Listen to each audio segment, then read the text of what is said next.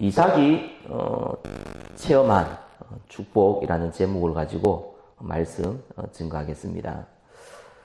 오늘 본문은 아브라함이 이삭을 죽이려고 했는데 하나님께서 시키셨죠. 이 산제사로 이삭을 드리라 했습니다. 그래서 모리아산으로 이삭을 데리고 갑니다. 그리고 이삭을 이제 결박해서 제사 드리기 위해 이제 죽이려고 했던 상황에 하나님이 급하게 막으십니다. 그러면서 이제 이 아브라함을 축복하기 위한 테스트가 이제 끝나는 장면이 나옵니다.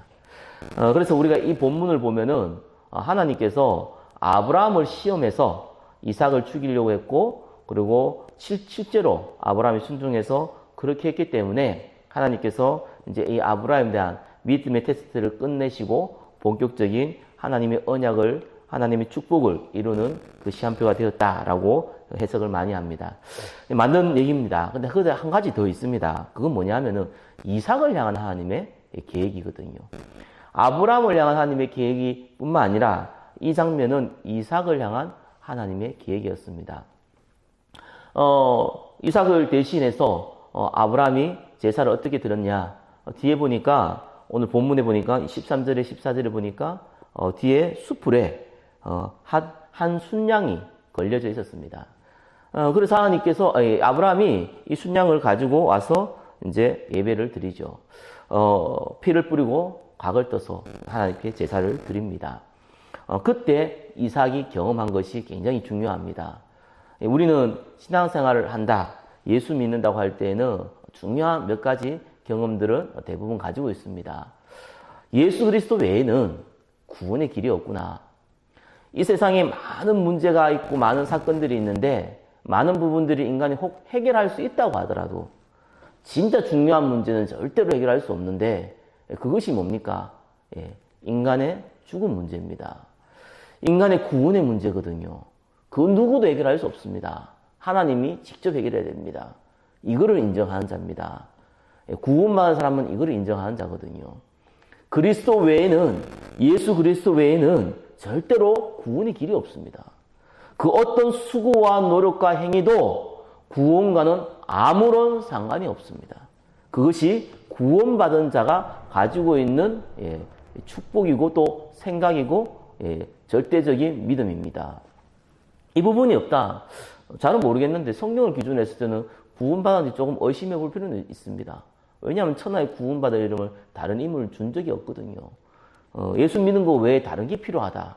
내가 그래도 수고를 좀 해야 되지 않느냐, 노력을 좀 해야 되지 않느냐, 죄를 좀 덜 지어야 되지 않겠느냐, 전혀 필요 없습니다. 왜요? 그거는 구원과는 아무런 상관이 없기 때문입니다. 그래서 이 이삭이 자기가 반드시 지금 죽어야 될 상황이었는데 자기 대신에 한 양이 이 번제를 드렸거든요. 항상 매년마다 제사를 드렸던, 그래서 양을 잡아서 죽였던 그 장면을 봤던 이삭은 별 느낌이 없었습니다. 어릴 때부터 그렇게 제사를 지내왔기 때문에요. 어릴 때부터 하나님께 그렇게 예배를 드려왔기 때문에 아무런 느낌이 없었습니다. 그러나 오늘은 상황이 다르거든요. 자기가 죽을 뻔했단 말입니다. 하나님께서 이 아브라함을 시켜서 자기를 죽이려고 했단 말입니다. 그런데 하나님이 막으시고 한 순양을 이제 제사를 드리게 한 것이죠. 이 이삭이 체험한 것은 아주 단순하지만은 아주 분명한 거였습니다. 내가 죽어야 되는데 나 대신에 어린 양이 죽었구나. 이 아브라함을 통하여서 이 언약이 이삭에게 전달되어진 겁니다. 바로 창세기 3장 15절, 여자의 후손이 뱀의 머리를 상하게 할 것이다. 우리에게 메시아가 필요하다. 그분이 우리 죄를 사하실 분이다. 그분이 우리를 사단의 권세에서 빼놓을 분이시다. 그분을 통해서만 우리가 구원을 받을 수 있다. 하나님을 만날 수 있다. 이 언약이 이삭에게 이 경험을 통해서 분명히 전달되어진 겁니다. 이것이 이삭이 경험한 중요한 체험이거든요. 이때부터 이삭은 응답을 받기 시작합니다. 저와 여러분들이 응답받는 기준은 어떻게 보면 굉장히 간단합니다. 절대 주권이거든요. 절대 계획입니다. 하나님의 계획은 변함이 없습니다. 구원받기를 원하시는 거예요. 이 구원의 길이 예수 그리스도 외에는 없다는 겁니다. 이 하나가 분명하게 가슴에 심겨지게 될 때 우리의 인생은 바뀌기 시작합니다.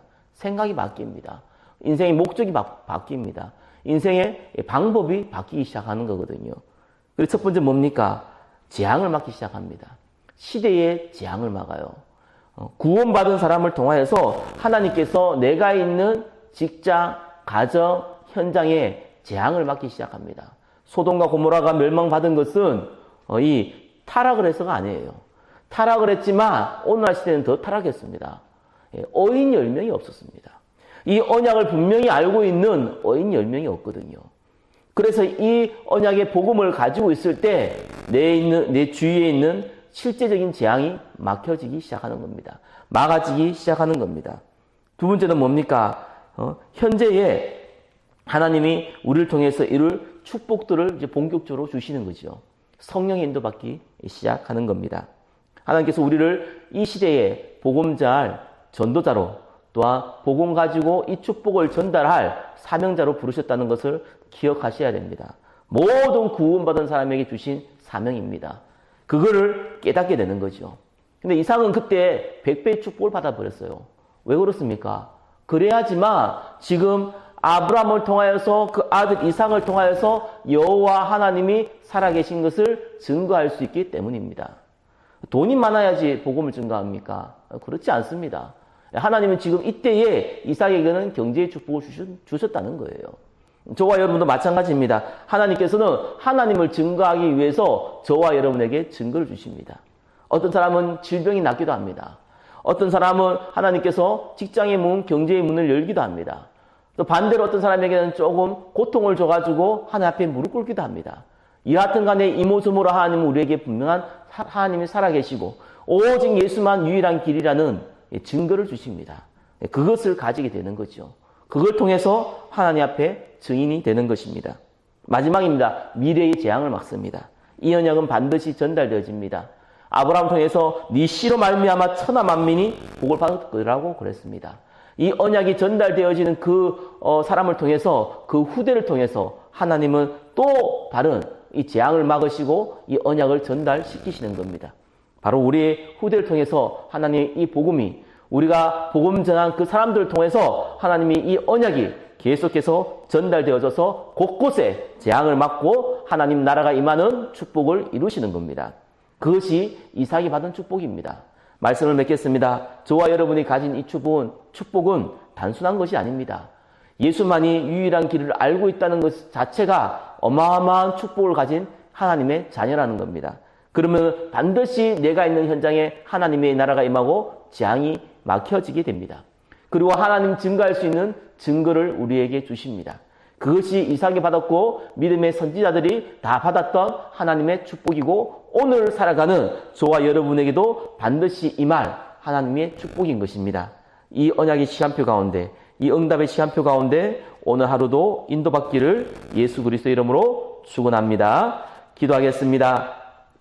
모리아의 산에서 하나님의 유일성을 체험한 이삭처럼 오직 예수 그리스도 메시아를 체험한 이삭처럼 우리에게도 오직 예수 그리스도 이 언약을 잡고 인생의 목적과 방향과 방법이 사실적으로 변화되어지고 응답의 시간표 가운데 인도받을 수 있도록 성령으로 역사하여 주시옵소서. 살아계신 예수 그리스도 이름으로 기도드립니다. 아멘.